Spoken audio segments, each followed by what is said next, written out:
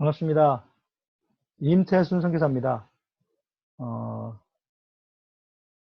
KGLI 4기 선교학 박사과정을 공부하시게 되신 것을 축하드립니다. 내년 1월부터 이제 시작이 되는 걸로 알고 있는데요. 지금 여러분과 같이 만나는 이 과정은 내년부터 시작되는 그 선교학 박사과정을 위한 오리엔테이션 과정이다. 이렇게 이해하시면 되겠습니다. 그러니까 여러분들이 선교지에 이제 오래 계셨고, 그래서 선교학에 대해서 이제 공부한 지 오래된 분들도 있고, 또 어떤 분들은 계속 공부를 하셨는지 모르지만 이제 각자의 그 입장이 다르기 때문에 이 오리엔테이션 과정을 통해서 선교학에 대한 기본적인 그 토대들을 함께 점검도 해보고, 또 우리가 새롭게 이해할 부분이 있다면 이해도 하는 그런 의미에서 이제 이 과정이 시작됐습니다. 이택 목사님께서 이제 제게 8번 정도 주제를 통해서 선교학에 대한 오리엔테이션을 좀 좋겠다 그래서 제가 준비를 했고요. 전체적 개론은 아마 여러분들이 또 다른 과제가 있죠. 거기서 얘기한 그 과제를 통해서 전체적인 선교학이 뭔지 하는 개론을 거기서 이제 뭐라 그럴까요? 준비를 하시면 되고, 이 과정은 조금 선교학 공부하는 과정에서 우리가 좀 뭐랄까 기본적인 토대로 가지고 있어야 할 그 몇 가지 주제들을 중심으로 그 토론도 하고 함께 공부도 하는 그런 그 과정이라고 생각하면 되겠습니다. 8번 정도 저희들이 만날 텐데요. 2주에 한 주제씩 8번 정도 할 것입니다. 그래서 오늘은 이 선교의 영성 또는 선교학을 하는 사람의 영성에 대한 얘기를 이제 데이빗 보시를 통해서 할 거고요. 두 번째는 선교의 정의에 대해서, 선교가 뭐냐? 뭐 당연히 우리 다 안다고 생각하지만 어쨌든 간에 그 선교학자들이 가지고 있는 토론들. 그래서 이제 스튜어트와 크리스토퍼 라이트 두 사람의 토론 내용을 중심으로 생각을 해볼 거고, 세 번째는 이제 선교의 복음의 어떤 번역 가능성, 좀 생소한 용어일 수도 있는데요. 상황화라고 생각하시면 돼요. 상황화, 좀 더 깊은 의미에서 상황화. 그 다음에 뭔가요? 초기 기독교의 선교 역사 속에서 또는 사도행전 속에서 소위 복음의 상황화라고 하는, 복음이 어떻게 이렇게 선교를 해가면서 이해 그 폭이 넓어져 가는가, 뭐 그런 중심으로 이제 한 번 더 할 거고요. 그 다음에 선교적 성경 읽기, 선교적 해석학, 또 유비긴에 대해서 할 거고, 호켄다이크에 대해서 한번 할 거고, 유비긴은 에큐메니칼과 복음주의 양쪽에다 영향을 미치고, 특별히 21세기 지금 선교학 논의에서 유비긴은 아주 굉장히 중요한 역할을 하기 때문에 제가 좀 공부했으면 좋겠다 생각했고, 그분이 던진 주제가 뭔지 그걸 이해하는 게 아마 여러분 선교학 공부에 도움이 될 거예요. 그래서 하려고 하고, 호켄다익은 우리가 선교적 교회도 그렇고 삼위일체 하나님의 선교도 그렇고, 오늘날은 전통적으로 우리가 와서 복음 전해서 개종자를 얻어서 교회를 세우는 이런 식의 선교 개념, 전통적인 선교 개념이죠. 이 개념과 또 다른 형태의 복음제 안에서도 거의 미시오데이라고 하는 하나님의 선교라고 하는 개념 속에서 통합되는 과정이 있거든요.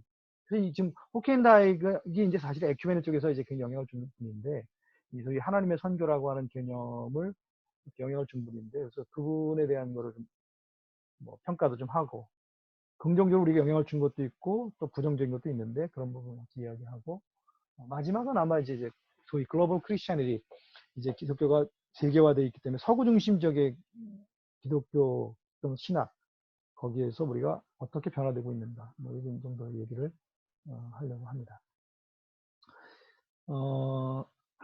시작하기 전에 제 소개 좀 간단히 하는 것도 좀 관심이 없으신가요? 그래도 8주 동안 이제 같이 8번 만날 테니까 내가 저 소개를 간단히 하면, 저는 89년도부터 90년 동안 90년까지 GMTC 4기 훈련을 받았고, 끝나고 난 다음에 90년부터 95년까지 만 5년, 횟수를 한 6년 정도 GMTC 초기에 이제 총무로 이택 목사님과 같이 사역을 했고요. 95년도에 필리핀에 가서 1년 동안 필 파셜 박사님 곁에서 사역도 배우고, 또 거기 액션 티올로지컬 세미나리라고 신학교에서 MDB를 거기서 했습니다. 그리고 이제 96년에 태국으로 들어가서 태국 내에 있는 말레이계 모슬렘들 안에 교회 개척하는 사역을 17년 정도 했습니다. 그리고 이제 2013년에 GMP 대표로 부르심 받아서 국내로 들어와 가지고 한 4년 반 본부 사역을 했고, 2018년 1월에 이제 인수인계하고 취임식하고, 2018년 7월부터 이택 목사님 원장으로 계시는 DLF로 들어와서 선교사들, 현장 선교사님들의 선교 교육, 리더십 교육, 이런 그 사역을 사역에 조인을 했습니다. 그래서 지금 저희 GLF는 KGLI라고 하는 박사 과정이 조금 아카데믹한 거죠. 이 사역이 있고요. 근데 이제 이거는 뭐 3년에 12명, 뭐 굉장히 제한된 숫자밖에 못하니까 원래 지금 목적대로 현장인 선교사님들이 계속 선교학적으로 업그레이드를 하고 또 자기 사역도 성찰을 하고 또 그걸 통해서 리더십도 좀 배양을 하고 하는 그런 그 목적을 위해서 또 GLF가 계속 움직이면서 두 개가 좀 있습니다. KGL하고 GLF가 이택 목사님 원장으로 계시고요. 그래서 제가 이제 합류한 지 한 1년 반, 2년 가까이 됐는데요. 아직도 이제 배워가고 있습니다. 제가 이 선교학을 가르친 그 배경을 잠깐 설명을 드리면, 이제 선교 현장에서 굉장히 선교에 대해서 고민 많이 했습니다. 선교가 뭔가. 또 저는 이제 그 태국 내에 있는 아주 어려운 미전도적으로 알려져 있는 말레이계 모슬렘들 한 500만, 600만 되는 그 사람들 속에서 일을 했는데, 그 미전도 종족 속에서 일하면서 부딪히는 선교학적 질문들을 상당히 많이, 제가 알고 그 모슬렘 지도자들급의 그 엘리트들하고 많이 친했거든요. 그 속에서 타종교와의 어떤 그 관계 속에서 내가 복음을 전한다는 의미가 뭔가, 또 교회가 전무한 지역에서 교회를 시작할 때 또 상황화된 교회, 제가 이제 필파살 박사님이라고 상황화 선교지의 상황화에 대한 개척자 중에 한 분이신데 그분에게 제가 배웠기 때문에 이 상황화라는 주제를 가지고 개척지에서 어떻게 복음을 시작할 것인가, 뭐 그런 그 고민들을 많이 했어요. 그래서 뭐 나름대로 이제 공부도 계속 했는데, 제가 이제 국내에 들어오게 되면서 미드웨스턴이라고 남침대 신학교 중에 한국 학부인데 거기서 이제 성경을 가르친 지는 한 7, 8년 됐습니다. 그래서 이제 그 MA, MDB 학생들 뭐 이제 사이버로 하긴 하는데요. 성경학 강의 일을 하고요. 그 다음에 아시아연합신학대학원 엑치에서 사역한 지는 지금 한 5년? 최근 한 3년은 이제 특별히 그 영어 과정에 있는 그 MDB, PhD 학생들하고 세미나로 선교학을 강의를 하고 있습니다. 그래서 이런 경험들을 통해서 제가 이제 가지고 있던 고민들을 가르치면서 또 저도 공부도 하면서 이걸 하고 있는데 상당히 많은 그 선교학적인 쟁점들이 제기가 되고, 어떤 부분은 현장에서는 우리가 너무나 당연시 여기고 그 사역을 했던 부분인데 선교학적으로 비춰봤을 때는 좀 어긋나 있는 그런, 특별히 지금 한국 선교가 가고 있는 길 중에 많은 부분이 이미 서구 선교가 50년대, 60년대, 70년대 격렬하게 토론했던 그 주제들을 다시 반복하는 그런 면도 있습니다. 제가 공부하면서 깜짝 놀래요. 근데 그걸 좀 우리가 공부해서 미리 좀 대비하면 좋을 텐데, 그때 일은 다 이제 그 70년대 오면서 이게 이제 에큐메니컬이 굉장히 그 작용화하면서 다시 그 이전에 논의했던 50년대, 60년대 논의한 걸 전부 다 우리가 버렸거든요. 근데 제가 다시 공부를 하면서 보니까 지금 우리가 겪고 있는 문제의 상당 부분이 거기에서 같이 얘기했더라고요. 그리고 그분들이 나름대로 어떤 결론을 맺은 건데 다시 우리가 그걸 고찰하지 않고 그냥 가고 있다. 이런 면은 좀 아쉽게 생각해요. 성경학 공부를 좀 할 필요는 있다고 봅니다. 그 과거에 했던 시행착오를 우리가 반복하지 않는 것도 필요하죠.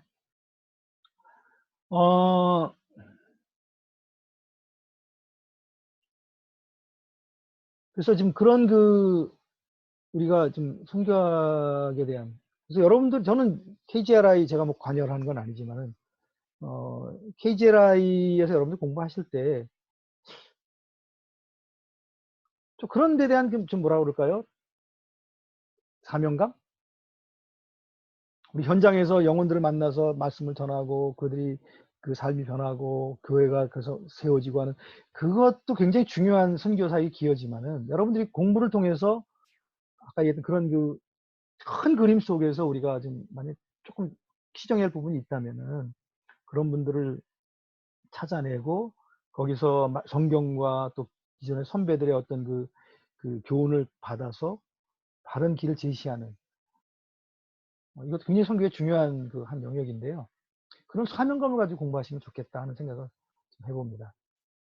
사실 여러분들은 그런 면에서 빚진 면도 있죠. 공부를 하신다는 것은 특권일 수도 있지만 그것은 이제 그 여러분들의 지금 현장에 있는 분들에 대한 채무의식도 필요하다고 봅니다. 그래서 그런 마음을 가지고 공부를 좀 하실 수 있기를 바랍니다. 자, 이제 데이비 보시 얘기를 좀 하겠습니다. 데이비 보시는 여러분 뭐 잘 아시니까 사실 이게 사족이 될 수도 있는데 그래도 이제 이 책에 대한 소개를 제가 하는 거니까요. 간단하게 말씀을 드리면 보시는 남아공 출신입니다. 그리고 이분 사역 기간을 보면 약간 서양과 남아공은 사실 서양의 범주에 들어가죠. 근데 이분은 이제 흑인들 그 교회 지도자를 세우는 그 사역들을 많이 하셨단 말이에요. 그래서 서구의 세팅에서의 성교학 논의, 그 다음에 뭐 우리나라든지 뭐 동남아든지 인도든지 제3세계에서 성교학 논의와 다른 중간지대 같은 남아공이 그런 의미가 좀 있는 것 같아요. 그런 속에서 선교에 대한 고민을 한 분이다. 이렇게 이제 이해하면 좋겠고요. 29년에 태어나서 92년도 그 변화하는 선교, 이분의 가장 역작이라고 해서는 변화하는 선교를 출판한 그 다음 해에 돌아가셨어요. 교통사고로 돌아가셨습니다. 우리 개신교 선교학교 입장에서는 굉장히 아까운 인재를 빨리 보내드린 셈인데 어쨌든 92년에 돌아가셨고요. 이분은 그 원래 신약학자예요. 오스카 쿨만이라고 하는 신약학자 밑에서 스위스 바젤 대학에서 공부를 했고 이제 공부 마치고 난 다음에는 그 화란 개혁 교회에 소속으로 선교사로 한 10년, 15년, 13년 이렇게 일을 했습니다. 사역을 했고요. 특별히 이제 남아공 지역에 안에 있는 트란스케이라는 그 지역에서 교회 개척과 또 교회 지도자들 아마 흑인 교회들이 많았던 것 같은데요.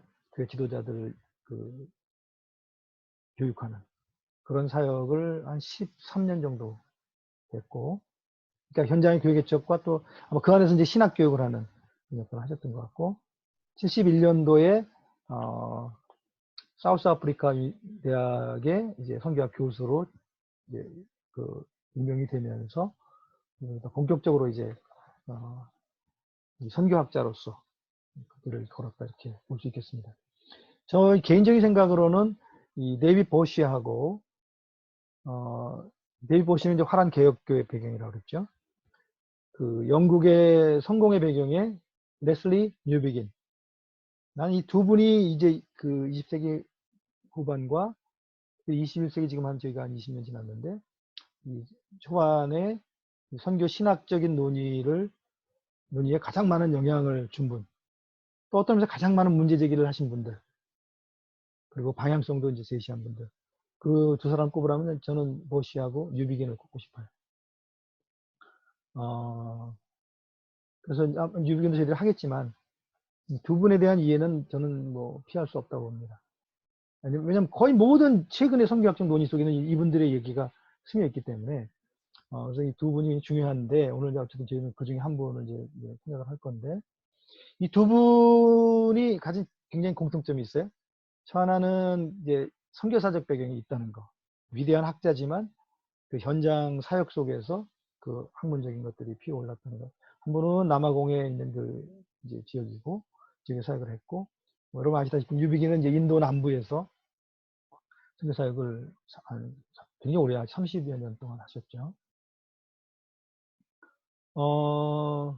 그래서 이분들이 이제 그 선교 현장에서 가졌던 그런 선교학적 질문들을 이제 그 학문적으로 풀어내면서 그것들을 이제 그 후대에 전달한 유명한 그 영향력 있는 선교학자라고 볼 수 있고요. 특별히 이제 두 분이 쓴 책 중에 이 책하고요. 또 하나는 유비기는 그 오픈 시크릿이라는 책이 있어요. 어떤 내용은 저는 뭐 동의할 수 없어요. 그 책 중에. 그 두 개 다 후배 선교사들, 특별히 오픈 시크릿은 이제 뭐 신임 선교사들 교육용으로 하던 강의들을 모은 책이니까요. 두 책은 그 선교 현장에 나갈 후배 선교사들에게 이 오래된 고참 선교사, 고참 선교학자가 준 그 교훈이다. 그 두 책은 굉장히 그 의미가 있습니다. 이 책이 조금 더 쉽고요. 오픈 시크릿은 조금 더 어려워요. 그 제가 이제 우리 나중에 얘기하겠지만 제가 그 몇 번 봤어요. 오픈 시크릿은. 영국 사람들이 글을 아주 교묘하게 쓰기 때문에 이분의 의견이 전체 뭔가라는 것을 찾기 위해서 굉장히 한 번 좀 읽었는데요. 어떤 부분은 뭐 동의하기 어려운 그런 것도 있어요. 근데 어쨌든 간에 이 두 분의 그 성교학적인 그런 그 견해, 방향성, 이것이 우리가 이제 21세기 선교 신학에서 특별히 피할 수 없는 부분이다. 저는 이제 개인적으로 그렇게 생각을 합니다. 그리고 두 분은 또 에큐메닉과 복음주의 운동 사이에서 사실 에큐메닉 쪽에서도 리더십을 가졌고요. 복음주의 안에서도 또 리더십을 가졌고, 그 둘을 통합을 하려고 하는. 그래서 뭐 요즘 우리 선교 신학에서 큰 주제 중에 하나는 뭐 삼위일체 하나님의 선교, 또 미시오데이, 하나님의 선교, 뭐 이런 것들이 이제 복음주의 안에도 다 이게 우리가 좀 수용이 되어 있는데, 그런 과정에는 이 두 분의 역할이 굉장히 컸다고 봐요. 이분들이 이제 그걸 통합하는 과정에서 통합한 것들이 이제 저희 복음주의 선교 신학에 영향을 줬다, 이렇게 이제 볼 수 있겠습니다. 굉장히 중요한 두 분이에요. 근데 어쨌든 내일 보신 그런 면에서 피할 수 없는, 우리가 꼭 짚고 넘어가야 할 선교학자다, 이렇게 이제 말씀드리고 싶고, 이제 이 책을 설명을 드리면요, 제목이 길 위의 영성이에요. 길 위의 영성. 근데 저는 사실 그래서 이 책을 처음 읽을 때는 그렇게 읽었어요. 야, 좋은 책이 있다. 이걸 꼭 읽어봐야 된다. 그래서 이 책을 제가 아마 2011년인가 제가 읽었던 것 같은데요. 10년인가 11년인가 모르겠네. 근데 그때는 이 책을 이제 어떤 관점에서 봤냐면은, 이 선교사들이 선교 사역을 하면서 꼭 생각해둬야 할 영성이다. 길 위의 영성이니까 우리가 선교 사역을 해나가는 과정에서 배우게 되는 영성이다. 이제 그렇게 생각을 했어요. 근데 영어 제목을 보고 제가 좀 깜짝 놀랐어요. A spirituality of the road예요. of the road. on the road가 아니고. 그러니까 길 자체가 길의 영성이다. 선교라는 것은 길의 영성이다. 그래서 사실 이 책에서는 두 가지 관점을 가지고 봐야 돼요. 그러니까 선교사들이 선교 사역하면서 근데 우리가 어떤 영성을 가져야 되지? 그런 관점에서 봐도 굉장히 좋아요. 근데 이제 이분이 더 말하고 싶었던 것은 그 선교라는 자체가 하나의 길과 같은 영성이라는 거예요. 뭐 두 가지가 뭐 동전의 양면 같은 건데. 그래서 사실 원래는 길의 영성 이렇게 번역하는 게 맞아요. 길의 영성. 근데 아마 이길표 목사님, 이길표 박사님이 아마 조금 더 시적으로 하고 싶으셨던 것 같아. 그죠? 길 위의 영성으로 좀 뭔가 좀 있어 보이잖아요. 뭐 어쨌든 간에 좀 그러면서 좀 아쉬워요. 길의 영성인데, 그러니까 이분이 더 얘기하고 싶은 것들은 뭐냐면은 선교사가 가져야 할 그런 영성면을 분명히 얘기했지만은 그 밑바닥에는 선교 자체가 그렇다. 선교 자체가 길이다. 그런 이제 의미를 담고 있습니다. 그럼 길의 이미지가 뭔가? 길의 이미지가 뭔가? 이제 이렇게 질문할 수 있겠죠. 뭐 여러분도 한번 생각해 보세요. 길의 이미지를 가지고 우리 뭘 얘기하려고 하는가?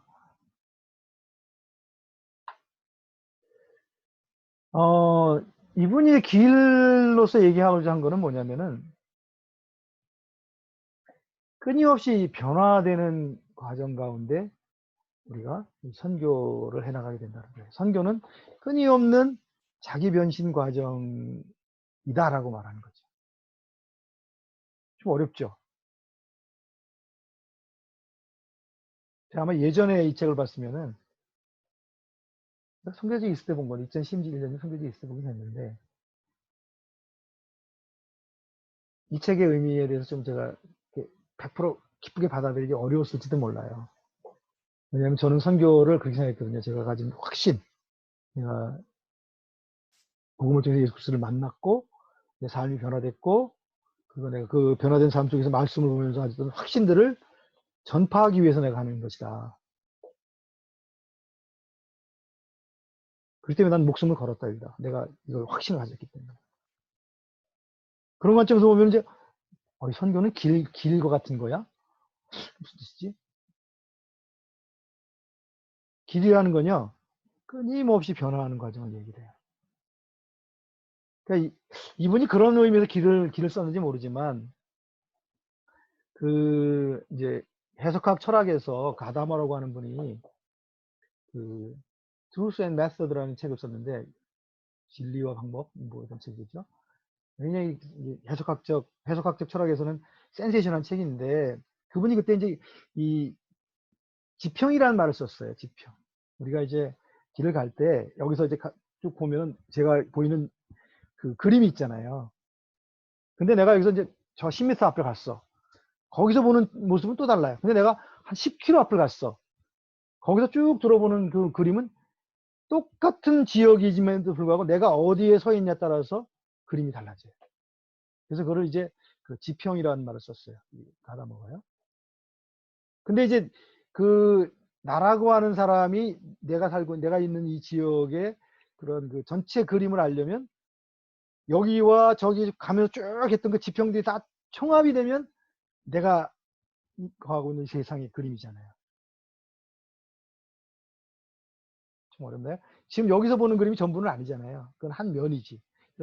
끊임없이 내가 자리를 바꾸면서 볼 때, 그리고 다 종합을 했을 때 조금 더 근사한 진실에 가까운 그림을 그릴 수 있다. 이제 그건 이제 가다모가 한 얘기죠. 그래서 이제 해석학에서는 굉장히 길 위에 그런 그 개념이 굉장히 중요해요. 끊임없이 내가 자리를 바꿔가면서 만약에 A라는 한 지역의 전체 그림을 내가 하려면 이 지역의 10개 지점에서 보는 그림보다는 1000개의 지역에서 보면 훨씬 더 각 위치에서 보는 걸 다 종합할 수 있다면 훨씬 더 정확한 그림을 가질 수 있겠죠. 우리가 하나님이 아니니까 우리는 객관적으로 볼 수는 없으니까요. 내가 있는 위치에서 보는 거지 항상. 네, 이제 그런 의미에서 이제 그 해석가에 그런 용어를 썼는데, 뭐 이분이 그런 용어를 썼는지는 모르겠지만 길의 이미지는 그런 거예요. 끊임없이 내가 여기 있을 때, 좀 갔을 때 계속 앞으로 나가면서 내가 보는 그 관점과 보여지는 세계가 달라질 수 있다는 거예요. 그러니까 내가 이해하는 하나님의 나라, 내가 이해하는 복음, 내가 이해하는 기독교라고 하는 종교적 정체성, 이런 것이 이제 문화를 넘어가면서 끊임없이 바뀌거든요. 뭐 여러분 선교사 하시니까 선교사들 하면서 계속 바뀌거든요. 이제 그러면서 좀 더 이제 그 온전한 교회, 온전한 복음, 온전한 하나님의 나라에 대한 이해를 갖게 되는데, 이제 이분은 이제 그런 의미에서 길이라고 하는 이미지를 쓴 것으로 보입니다. 그러니까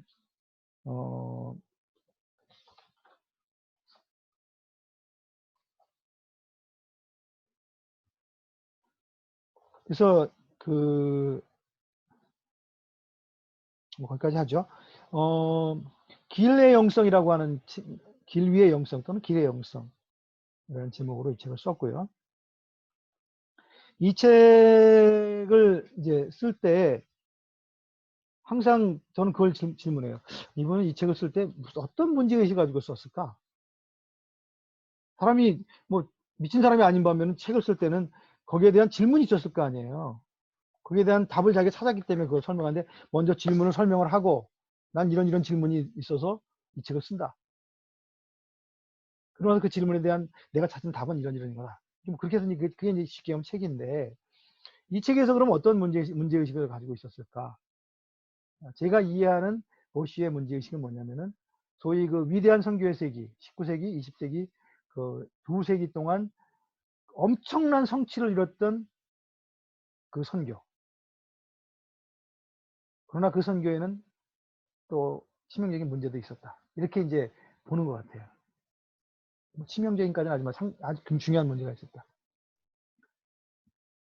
그것이 뭐냐면은 이분이 이제 얘기하고 싶은 건 뭐냐면은 선교가 너무 강한 자, 있는 자, 이긴 자의 모습으로 선교를 했다. 이렇게 이제 보는 것 같습니다.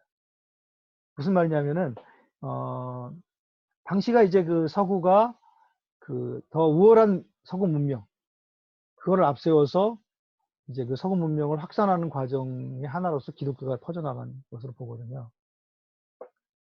그래서 그때는 이제 그 소위 오리엔탈리즘이라는 게 대표적인 그 하나의 그 경향인데 이제 그 비서구 지역에 대한 연구를 많이 했죠 학자들이. 근데 그때 시각은 뭐냐면은 이 서구의 온전한 문명에 도움을 받아야 할 저 세계들 그 세계가 무슨 문제가 있지? 저 세계들을 우리가 좀 더 이해하고 저 세계 속에 우리 우월한 문명을 전달해야지. 이게 이제 기본적인 그 서구의 의식 세계거든요. 근데 그게 사실 선교의 정신이기도 했어요. 그래서 내가 가지고 있는 복음, 우리가 가지고 있는 온전한 교회, 또 우리의 문명, 그래서 문명을 전달해주고 그거와 함께 이 문명을 바치는 힘이 뭐냐면 기독교다. 그래서 이제 기독교 배워야 된다. 그게 밑바닥에 깔려 있었거든요. 근데 거기에 대해서 이제 보쉬가 문제의식을 던진 거라고 볼 수 있습니다. 이건 문제인데? 이건 아닌데?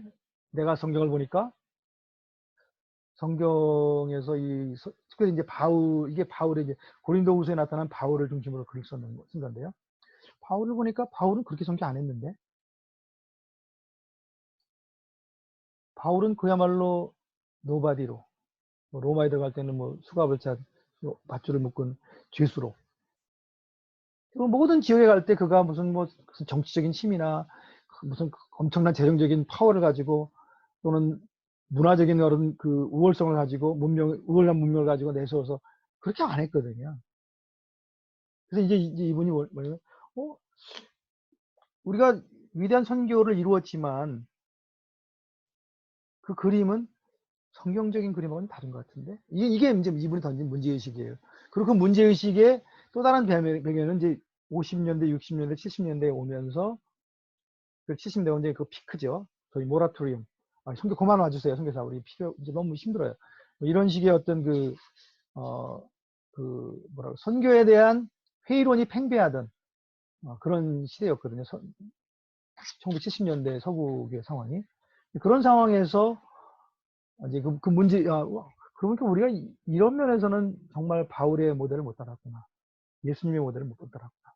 하고 하는 이제 문제의식을 가지고 있고, 그래서 이제 길 위의 영성을 얘기를 하면서, 이분이 처음 얘기한 게 십자가의 영성이죠.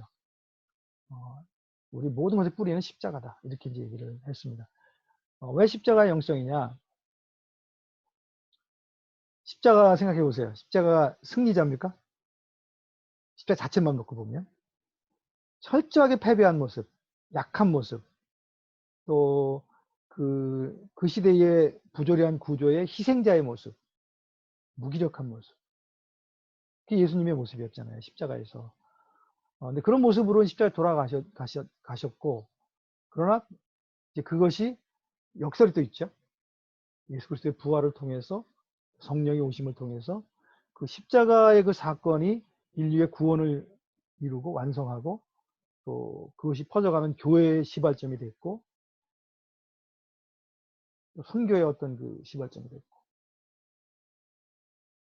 그래서 이제 그 십자가의 영성이라고 하는 것은 약함 속에 모든 것들이 다 실패한 것 같은 그런 상황 속에서 오히려 완벽한 승리를 이루어내는 그 모습 그게 십자가 영성이고요. 그게 이제 바울의 선교의 모습이었다라고 이분은 이제 본 것 같아요. 특별히 고린도후서에 나타난 선교사 바울의 그 모습을 그렇게 이제 봤는데, 그래서 이제 그 고린도후서에 나타난 바울의 선교적 영성을 중심으로 이 책을 썼다. 그렇게 이해하시면 좋겠고요. 이 책의 뭐 제목도 제가 말씀드렸지만 좀 번역은 좀 아쉬워요. 영화하고 비교해 보면서 이건 좀 이렇게 번역 안 했으면 좋을 텐데. 특별히 이제 여기 제목들 여러분 제가 그래서 그 스캔한 그 파일에는 제목을 각 장의 제목을 다시 드렸는데 왜 이분이 그 제목을 이렇게 바꿨는지 몰라요. 원래 제목이 맞거든요. 근데 어쨌든 간에 그래서 제가 영어 제목을 써 드렸는데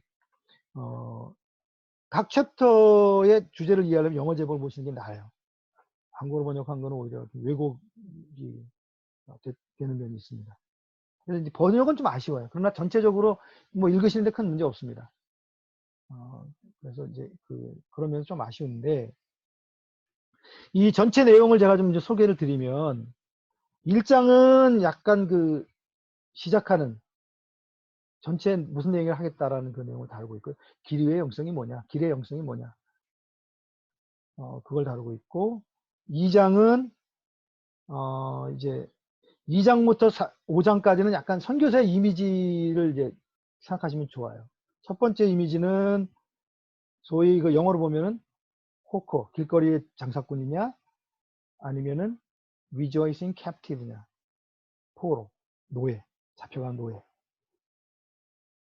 선교사는 rejoicing captive라는 거예요. 전쟁에 패해가지고 노예로 잡혀가는. 그러나 그 안에 하나님 주신 그 복음의 열정이 있기 때문에 즐거워하는. 뭐 고린도후서 2장 표현에 하면 생명의 향기를 전하는 전쟁포로 노예. 그러나 외적인 모습은 비참한 그런 모습으로 가는 거죠. 그래서 여기서 첫 번째 이미지는 뭐냐면은 캡티브다 선교사들은. 그러나 우리는 생명이 전하는 향기가 있기 때문에 그 지역의 사람들을 살리지만은 우리가 가는 모습은 죄수, 전쟁에 패한 노예 이런 모습이다. 두 번째는 이제 가면을 벗으라고 보내겠는데 사실 앰베서더예요. 여기서 얘기하려는 그 메시지의 더 강조점은 어디 있냐면 네가 주인이 아니다. 너는 예수 그리스도를 대변하는. 그래서 예수 그리스도가 하신 말씀을 전달하는 것도 하는 거고 너의 삶 자체가 너의 인격 자체가 예수 그리스도를 대변해야 된다. 그래서 앰베서더라고 하는 개념을 썼고요. 세 번째는 your servant for Christ's sake. servant 노예라는 의미를 썼어요. 뭐 captive도 사실 비슷한 의미지만 특별히 이제 여기서는 뭐냐면은 내가 뭐 막 아는 걸 가지고 배워 뭐 위에서 가르치는 지도한 그런 의미가 아니고 나는 당신들 밑에서 현지인들 밑에서 그들을 섬기고 또 그들이 주님을 알아갈 수 있도록 밑에서 섬기는 종으로서 섬기는. 그래서 이게 servant의 이미지가 있고요. 네 번째는 이제 여기는 이제 이미지라기보다는 약한 자, courage to be weak, 약한 자. 바울도 이제 그 얘기를 하죠. 약한 걸 자랑한다. 난 정말 너희들이 어떤 사람들이 좀 무시할 정도로 약한 자다. 그래서 약한 자의 이미지. 네 개의 이미지를 가지고 그들이 향하는 선교라는 게 뭐냐 하는 그 이미지, 의미를 준 건데요. 전체적인 얘기는 아까 제가 그 위대한 선교의 세기 때는 약간 가진 자, 승리한 자, 뭐 강한 자 이런 개념으로 우리가 선교를 했다면 그거는 그 소위 바울의 선교하고는 다르다. 바울은 전쟁에서 포로로 잡혀가는 죄수, 노예 같은 입장, 또 그리스도를 대변하는 자로서, 또 너희들의 종으로서, 그 현지인들의 종으로서, 아주 나약한 자로서 이렇게 생각하는 것이다. 자, 그렇다면 이런 질문을 해볼 수 있겠죠. 왜 선교라고 하는 그림을 이렇게 이런 이미지, 선교사의 이런 이미지를 가지고 바울의 이런 이미지를 가지고 어떤 선교를 설명하려고 한 걸까? 만약 길 위의 영성이라는 게 선교의 본질을 형성하는 영성이라고 했을 때 그럼 뭘 얘기하려는 거지? 이런 질문을 우리가 해볼 수 있잖아요.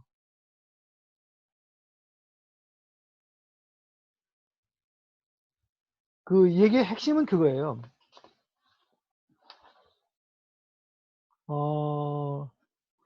그러니까 이분이 이제 여기서 보면은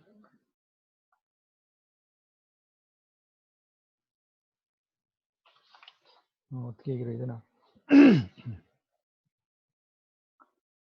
그 서구 선교의 특별히 이제 20세기 중반에 50년대, 60년대, 70년대 그 서구 선교에 대한 아주 격심한 비난과 비판이 이뤘을 때 그때 자기 성찰로 나온 그 이야기가 뭐냐면 너무 우리가 그 승리주의적인 접근을 하겠고 우리가 서구가 가진 것이 다 정답이니까 가서 배워라. 그래서 2장에서는 그런 표현을 썼죠. Answer theology. 우리가 다 답이야. 내가 다 답을 줄 거니까 그냥 받기만 하면 돼. 이런 식의 그 선교 영성에 대한 비판적 성찰. 그래서 우리가 그 새로운 문화에 왔을 때는 그 문화에서 배우고 그 문화라는 관점을 통해서 우리가 뜻이라고 하는 관점을 통해서 우리가 가진 복음을 그들의 관점에서 한번 다시 해석하고 그래서 이제 그걸 이제 복음의 번역이라는 말을 썼는데 그 복음을 다시 번역을 하고 그들 용어로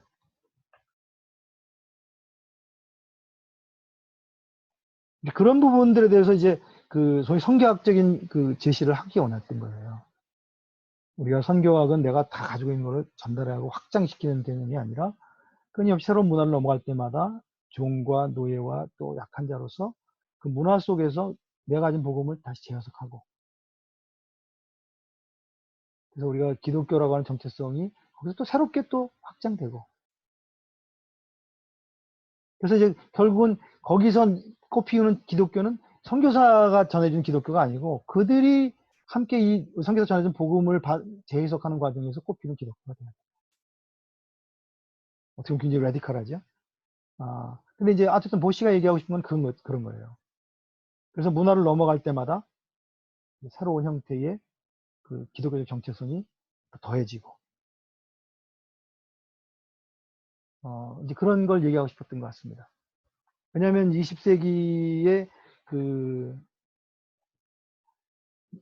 이제 특별히 1950년대에서 이제 어떤 그 비판이 일었냐면, 특별히 이제 그것이 이제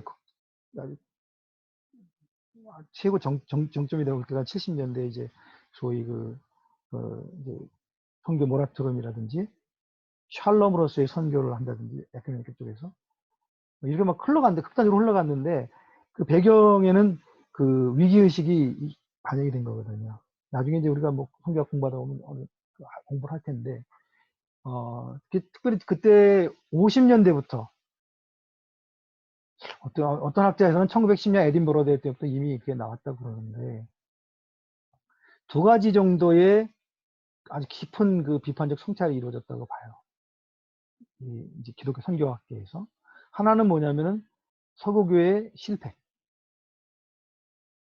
우리가 뭐 다 알고 우리가 답이니까 우리가 이제 기독교 다 퍼뜨리고 다 우리가 받아들여서 확장하는 그런 식의 개념이 무너지게 된 첫 번째는 이 기독교가 서구의 기독교잖아요. 그렇게 생각했잖아요, 옛날에.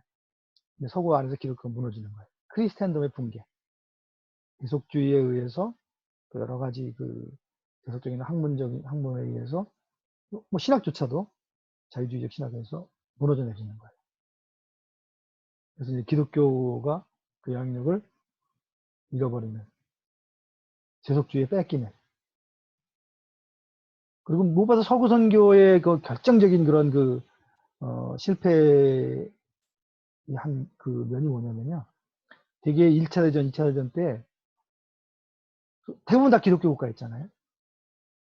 그 엄청난 인류의 재앙이 일어날 때 서구교회가 무엇을 했는가? 이 질문이었어요. 그다음에 홀로코스트 같은 경우는 뭐 가장 기독교가 발전했다고 하는 그 독일에서 독일 국민들이 물론 다 뭐 알지는 않았지만 어쨌든 그들이 지지하는 그 정치 세력에 의해서 엄청난 재앙이 일어났거든요. 그러면서 이제 기독교가 도대체 뭐지? 서구 안에서 이제 무너져 내리는 거죠. 두 번째 이제 큰 이제 도전이 뭐냐면은 소위 그 선교지에 세워진 피선교지 교회, 비서구직에 있는 교회들의 반발이라고 할까요? 어떤 의문의 제기. 아까 얘기했던 서구교회 실패에 대해서 자체적으로도 거기서 반성이 있었지만 제3세기 교회 입장에서는 아니 뭐 니네 완벽한 것처럼 해서 우리한테 다 와서 니네 가르쳐 줬는데 뭐야, 서구교회 자체가 그 정도였어? 니네 신학이 그런 거였어? 니네가 하는 신학이 오히려 그냥 기독교를 막 무너뜨리네? 우리가 믿고 있는 뭐, 예를 들면 뭐 성경에 대한 신학, 믿음이라든지 이런 것들. 야, 그게, 그 서구 신학이 그게 우리가 뭐 그냥 무조건 따라갈 수 있는 그런 뭐 이상적인 모델이 아니네. 뭐 이런 식의 이제 질문이 생기는 거죠. 근데 이제 그 실제 현장은 뭐냐면 선교사들이 가서 서구의 모델이 완벽한 것처럼 계속 그것을 그 이식하고 그렇게 했단 말이에요. 거기에 대해서 이제 아닌 것 같은데? 뭐 이런 식의 이제 그 반발, 질문, 의문, 비판, 이런 게 이제 제기됐고, 더 나아가서는 이제 이게 이제 연장선이 오늘날에는 어떻게 되냐면, 그래, 뭐 서구 신학은 그 여러 신학 중에 하나지. 여러분들이 여기 전해준 복음의 그 이해는 수많은 이해 중에 여러 지평 중에 하나지. 이런 식의 이제 반응이 나오는 거죠. 그래서 우리는 우리 입장에서 우리 지평에서 우리가 이 하나님 말씀을 따라서 해석을 하고 거기서 기독교의 정체성도 우리가 우리 관점에서 우리가 세워볼게. 왜냐하면 서구계 완벽한 게 아니니까. 그래서 이제 소위 그 theology in global context, 소위 서구와 비서구 다 통합해서 소위 그 자신학화도 하고 뭐 신학에 대한 그런 고민도 하고 그런 이제 고민들이 제시되는 것입니다. 이 이제 문제 제기에 서구의 실패에 대한 문제 제기, 그 다음에 제3세계 비서구 지역에서의 문제 제기 이런 것들을 다 묶어서 고민한 것이 이제 뉴비긴 같은 분이 대표적인 고민이죠. 그분은 서구화 세계에 들어가서 고민을 했고 또 제3세계에 되게 오랫동안 있었기 때문에 거기서 제기된 문제들을 가지고 이제 뭐 했고 가나 출신이던가요? 아프리카의 그 출신 어머니 돌아가셨는데 라민사네 같은 경우는 소위 그 비서구 지역의 선교학자로서 이런 의문을 제기하고 제가 좋아하는 아시코바 같은 경우도 이제 남미 학자인데요. 어떤 부분은 좀 레디칼해 보이지만 그 서구적 관점에 동의하지 않는 그것이 제기가 되면서 이제 지금 이건 선교학적인 그 이제 문제제기죠. 그런데 이제 선교 조직의 문제에서라든지 실제 그 현장에서는 상당히 많은 위기 의식이 되어졌고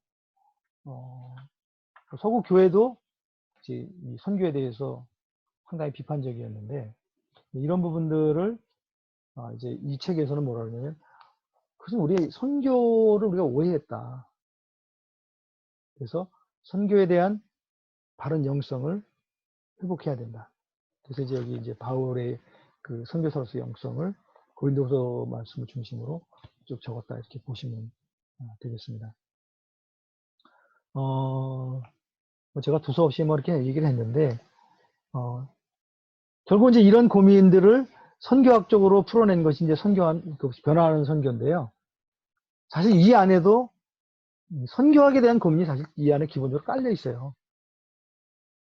우리가 이제 이 선교학적으로 이런 영성을 반영한 선교학을 세워가야 된다. 그게 이제 그 연결돼 있다고 볼 수 있고 그래서 그 변화하는 선교 그 서문인가요? 변화하는 선교 책이 저한테 없군요. 그 변화하는 선교 그 책의 서문에 보면 이제 모시도 비슷한 얘기를 해요. 지금 오늘날 그때 당시 이제 91년에 나온 책이니까요.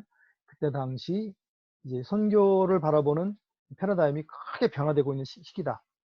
그거는 이제 그 기독교가 이제 글로벌한 기독교가 됐고 서구 그동안 신학과 이런 그 기독교 세계를 주도한 크리스텐덤 서구적 그 관점이 무너져 버렸고 비서구 세계에서는 또 새로운 관점이 올라오고 있고 이런 것들이 통합되는 과정에서 패러다임이 또 바뀌어야 된다 하는 얘기를 이제 서문에서 얘기를 하죠.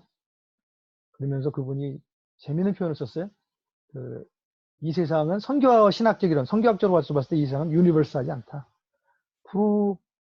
플루리버스 다양한 이 선교를 보는 관점들이 함께 어우러져서 이루어지는 세계다. 그래서 플루리버스라는 그 용어를 썼죠. 그리고 이제 5장에 보면은 왜 선교를 바라볼 때 우리가 패러다임이 끊임없이 바뀌어가면서 이 선교가 이루어졌다라고 말해야 하는가 하는 부분을 지금 설명을 하는데, 여러분 나중에 기회가 되시면 변화하는 선교에 서문하고요, 서론하고 5장을 읽어보시면 도움이 되실 겁니다. 이 책에서 이제 보시는 마지막에 요한복음 15장 16절 말씀을 으로 이제 결론을 냈습니다. 내가 너희를 택한 것이 아니요 내가 너희를 택하여 세웠나니 이는 너희로 가서 열매를 맺게 하고. 그래서 선교는 이제 뭐 여기 그렇게 그 용어를 쓰진 않았지만, 선교는 하나님이 하시는 일이다. 그리고 선교사 또는 교회는 그 하나님이 하시는 하나님의 선교를 참여하도록 부르심받고 초청받은 존재다. 그러니까 우리는 그 하나님이 하시는 선교가 어떤 것인지를 잘 살피고 종의 자세로서 그 하나님의 선교에 참여하는 존재가 되어야 된다. 마치 내가 선교의 주체인 것처럼 내가 다 알고 있으니까 답을 줄게라는 식의가 아니라, 그 하나님을 선교에 참여하고 또 현지인들, 내가 섬기는 그 현지인들도 같이 하나님의 선교에 참여하도록 초청을 하고 그 여정을 함께 가는 존재들. 그 과정에 이제 선교학이 생기는 거죠. 선교학은 이제 그거를 백업하고 정리하고 조정하는 과정이라고 한다면 그게 이제 선교학이다 이렇게 볼 수 있겠습니다. 그래서 저는 그렇게 생각해요. 이 책이 변화하는 선교를 이해하는 어떤 좀 쉽게 풀어선 토대를 준다 이렇게 보고 있습니다. 그래서 여러분 보시고 제가 이제 질문을 한 4개 정도 드릴 거예요. 이거 가지고 마지막 날 저희들이 이제 토론을 좀 하려고 하는데요. 2주가 지난 다음에 제가 드리겠지만 여기 질문을 좀 요약을 하면, 첫 번째, 길 위의 영성 또는 길의 영성을 통해서 이 데이빗 버시가 선교사들에게 또는 우리에게 말하고자 하는 메시지가 무엇인가? 왜 길의 영성이라는 그런 뭐라 그럴까요? 개념을 통해서 우리 이 책을 썼는데 뭘 우리한테 얘기하고 싶었을까요? 데이빗 버시가. 제가 좀 설명을 좀 했지만 그걸 여러분들이 생각하는 것을 이제 한번 써서 데이빗 버시는 나한테 선교사에게 이런 말을 한 것 같다. 어떤 부분 이런 부분이 나한테 도움이 된 것 같다. 그 얘기 써주시면 될 것 같고, 두 번째는 고린도후서에 나타난 바울의 영성을 길의 영성으로 설명을 했는데, 이는 버시가 바울 서신에 나타난 내용들을, 그러니까 바울 서신이 고린도후서만 있는 건 아니지만 여러 바울 서신 썼잖아요. 그것을 버시의 관점에서 보면 바울이 이제 선교의 여정을 가면서 거기서 선교적인 새로운 깨달음, 복음에 대한 새로운 깨달음, 또 교회에 대한 새로운 깨달음, 그런 것들을 이렇게 이제 기록한 건데, 그것은 이제 그 선교의 여정 가운데서 새롭게 하나님이 주신 그 깨달음의 확장이다. 그렇게 이제 그런 의미를 여기 담고 있습니다. 그런 의미가 맞다면 여러분이 보실 때 이 관점에 동의하는가? 아니면 그건 아닌 것 같은데 바울이 그 선교 여정 속에서 이 계시를 받은 건가? 그러니까 문화를 넘어가면서 그런 질문에 대해서 한번 들어볼 수도 있겠고, 세 번째는 특별히 4장에서 선교사가 본국에서 익숙하던 기독교 또는 복음을 선교지에 그대로 이식하는 사람이 아니라 복음의 핵심을 현지 문화에 적합하도록 번역하고 현지인들과 함께 번역해가는 그 여정, 새로운 깨달음을 찾아가는 그 여정에 동행하는 사람이라고 설명을 하는데, 이 보시의 이 관점에서 여러분, 나의 지난 선교 사역을 평가한다면 나에게는 이런 교정이 충분히 이루어졌는가? 특별히 첫째, 내가 선교학적으로 계속 복음의 이해라든지 교회, 기독교에 대한 이해들이 내가 넓어져가는 그런 과정이었나, 선교가 하는 일이. 그리고 그러한 내 선교학적 성찰에 현지인들이 함께 같이 대등한 입장에서 그렇게 한 경험이 있는가? 아니면 answer theology, 내가 다 답을 알고 있으니까 내 답을 그냥 일방적으로 전달하고 그곳에 이렇게 그 복제해가는 그런 형태의 선교를 혹시 하지는 않았는가. 그런 질문에 대해서 한번 생각을 해보면 좋겠고요.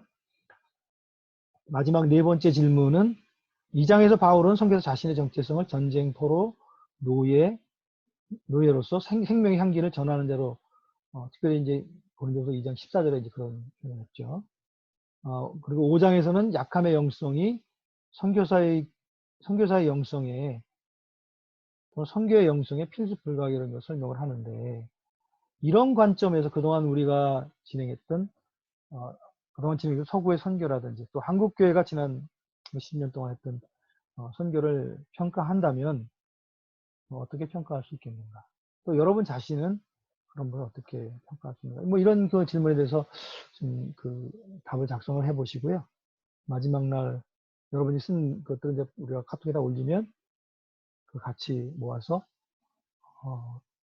토론을 해 보겠습니다. 그러니까 저희가 12명, 이태용 목사님까지 한 4~5명이 될 텐데 얼마나 우리가 효과적으로 토론을 할 수 있을지 잘 모르겠어요. 근데 뭐 아쉬운 대로 여기서 우리가 생각했던 것들을 좀 나누고 뭐 완벽한 답을 우리가 어떻게 얻겠어요? 뭐 하여튼 조금의 어떤 그 오리엔테이션이라도 있게 된다면 뭐 그것도 의미가 있다고 생각합니다. 그래서 이제 2주 동안 책을 읽으시고 제가 드린 질문에 답을 하시고 그거를 이제 카톡에 제 생각에는 제가 수요일이라고 그랬는데요. 둘째 주에, 그러니까 제가 드린 그 주간 말고 그 다음 주에 수요일이었는데 한 목요일 정도에 올려주셔도 되지 않겠나 싶어요. 목요일 올리시면 뭐 이제 우리 여러분이 올리는 글을 다 읽고 저도 읽고 아마 이태용 목사님도 같이 읽으실 텐데 읽고 그 다음 주 월요일 아마 5월 18일일 것 같은데요. 그 월요일 날 저희들이 이제 작성한 내용들을 중심으로 조금 리플렉션. 여러분이 쓴 글을 제가 반응을 드려도 좋고 또 여러분들끼리 그 의견에 대해서 같이 나누는 그런 시간을 갖도록 하겠습니다. 여러 가지로 뭐 얼굴을 대면하는 것도 아니고 뭐 몇 번의 만남을 통해서 우리가 이 거대한 하나님 나라 선교에 다 우리가 이해할 수는 없지만은 여기서 제기되는 그런 문제들, 그 선교를 공부하기 위해서 우리가 좀 한번 생각해봤으면 좋겠다는 주제들이 좀 다뤄질 수 있다면은 뭐 의미가 있을 거라고 생각합니다. 혹시 그 질문이 있거나 그러면은 카톡에 올려주시면 저도 카톡을 보고 계속 응답을 하겠습니다. 잠깐 불러 거의 1시간쯤 됐는데요. 긴 시간 수고하셨고, 저도 사실 처음 해보는 거라 좀 쉽지 않은데요. 뭐 하면서 배워가면 되니까요. 그런 시간이 됐으면 좋겠습니다. 그래, 오늘은 뭐 여기까지 하겠습니다. 참, 그리고 한 가지. 이 책을 제가 스캔해서 드린 거는 이게 절판이래 가지고 구할 수가 없어요.